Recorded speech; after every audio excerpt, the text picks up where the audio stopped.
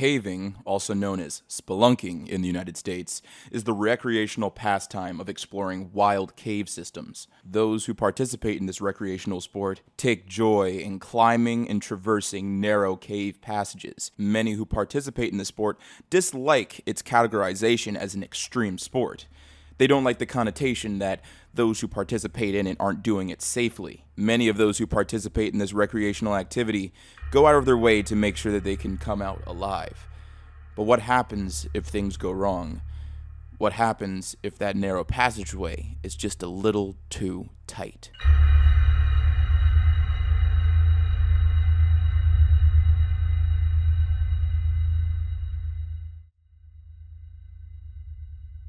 This is John Edward Jones, and he was a fan of spelunking. He would consistently bring his family to multiple caves in Utah to cave dive and explore.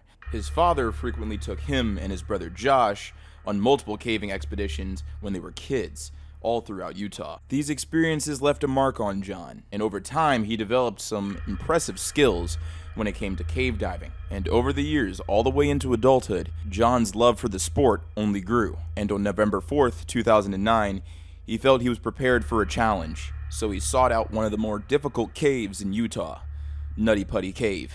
This cave was first discovered and explored in 1960. It's a hydrothermal cave located in the west of Utah Lake in Utah County. Over the decades, the cave hosted both amateur divers and experienced divers. This is because of the way that the cave is naturally created. With the opening of the cave being very wide, this is enticing for amateur cave divers, but for those who are more experienced, they could simply just continue traversing the cave to encounter more and more narrow passageways. And this is what John did. On November 24th, 2009, both John and his brother decided to explore a new area of Nutty Putty, that area being the birth canal. This portion of the cave, like all others, was completely carved out by water, and as a result, incredibly narrow and difficult to traverse. But John thought he was up for it, especially because he had so much experience cave diving as a child. He would enter the cave with his brother at 8 p.m., and an hour later, John encountered what he thought was the birth canal entrance. He would begin to inch his way into the narrow passageway, arms first, then head, and in order to get his chest into the narrow passageway, he sucked in. And from there, he kept inching his way further and further into the passageway. While John was climbing inside, he noticed that there was an opening at the other end. Thinking that was the way out, he kept moving forward. But then, he realized he made a grave mistake. That was not an opening. There was no room for him to crawl out and turn around.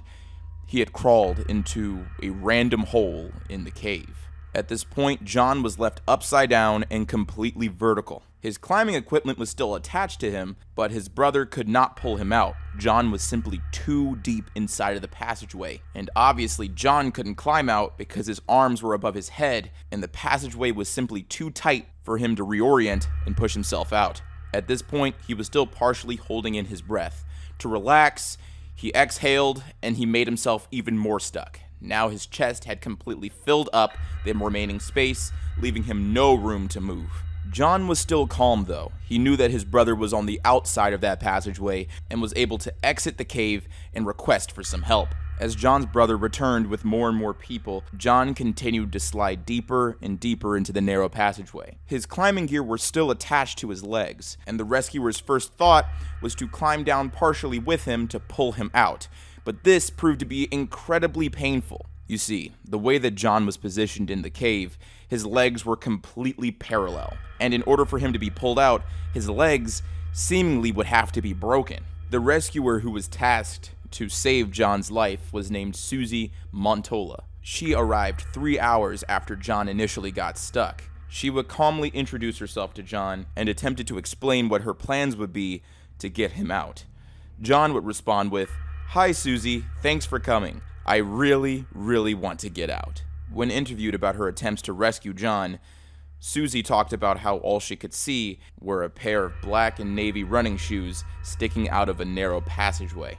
Over the next 24 hours, more than 100 rescue personnel worked as quickly as possible to free John from the depths of Nutty Putty Cave. Their best plan was to hook multiple ropes and pulleys to John and slowly pull him out of the narrow passageway. And the reason why they thought this would work was because previously in 2004, 2 Boy Scouts had nearly lost their lives in separate incidents in the same area of Nutty Putty Cave where John had become trapped. Both children being trapped within a week of each other.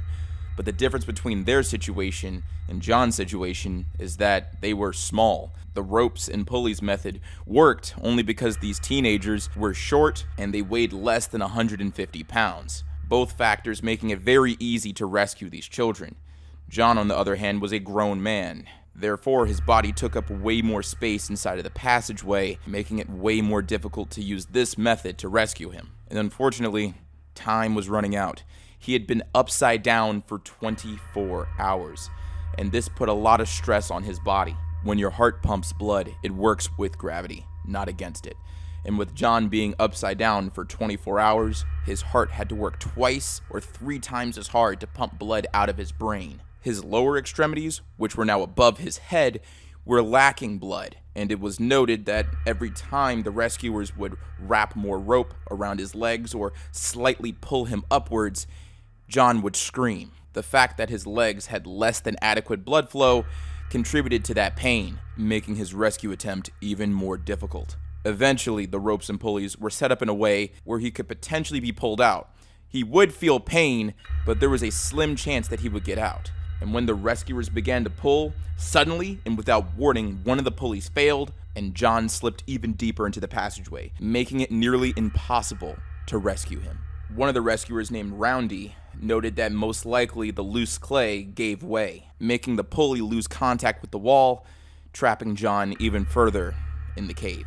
It wouldn't be long until John stopped communicating with his brother and other rescuers. While the rescue team was attaching rope and pulleys to his legs, John's brother was praying for him, and John was responding with similar prayers. It would be until a little after midnight when John stopped responding altogether. He would be pronounced dead, with the cause of death being cardiac arrest, after spending 27 hours upside down in the Nutty Putty Cave. Because of the position that his body was in, it couldn't be recovered. Explosives were used to collapse the ceiling close to John's body, and the entrance of the hole was filled with concrete to prevent further access. Some members of the spelunking community opposed the cave's closure. Many community groups on Facebook petitioned to save the cave, but that failed. A plaque would be placed outside of the cave to celebrate John's life and love of caving. In 2016, a filmmaker named Isaac Halasima produced the first full-length feature film about the life and failed rescue of John Jones, called The Last Descent. It gives you an accurate glimpse of John's ordeal and what it feels like to be trapped in the most narrow of cave passageways, when claustrophobia and then hopelessness set in.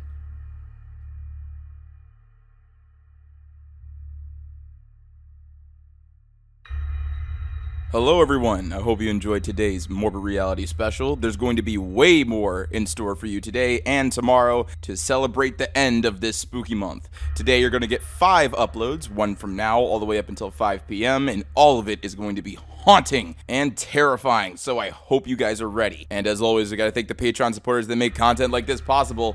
A big thank you to The Blurred Star, Mr. Sandman, Mike, Sleepy Dragon, Power Lover, Loving Tate, Tron Destroy 23, Code Connor Purvis, S16, Squish, Rare Days, My Golden Experience, James Tucker, BMX30, Cinnamon Sticks, Scott, The Fake Musician, Buckethead, Samantha Bellhart, Admin Faneker, Bloody Hunter, Keely, Dundernass Hawk, Swiss Patreon user, and Noah. Thank you so much for your support. It is greatly appreciated. And if you want to help support the channel, there's 2 links in the description, one of my merch store and one of my Patreon. Both funds go directly into the channel so I can maintain what's happening here. And as always, stay zesty.